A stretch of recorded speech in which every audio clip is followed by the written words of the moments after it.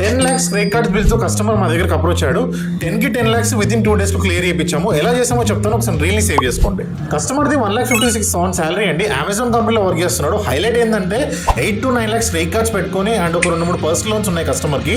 మేము సిబిల్ ప్రూవ్ చేసి వితిన్ 1 hourలో కస్టమర్కి అప్డేట్ చేద్దామని రెడీ అయ్యాము. ఇమీడియట్గా కేసు డిస్కస్ చేసి పూనావాలా ఫిన్టాప్లో లాగిన్ చేసాము. పూనావాలా ఫిన్టాప్లో మనకి ఏంటంటే క్రెడిట్ కార్డ్స్ ఏవైతే ఉన్నాయో అవన్నీ బ్యాలెన్స్ ట్రాన్స్ఫర్ అవుతాయి అండ్ ఆల్సో లోన్స్ మనకి ఏమైనా లోన్స్ కూడా ట్రాన్స్ఫర్ అవుతాయి.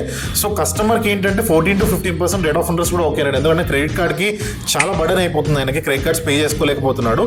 సో ఇమ్మీడియట్లీ కేసు లాగిన్ అయిన వితిన్ 2 daysలో మనకి బ్యాంక్లో 10 lakhs వరకు అప్రూవల్ ఇచ్చారు. 8 lakhs కస్టమర్కి క్రెడిట్ కార్డ్స్ పేమెంట్ అయిపోయి అండ్ 2 lakhs అతని అకౌంట్లో కూడా క్రెడిట్ అయిపోయి బ్యాంక్ ఇట్ సెల్ఫ్ కస్టమర్కి క్రెడిట్ కార్డ్స్ పేమెంట్ చేసిందండి.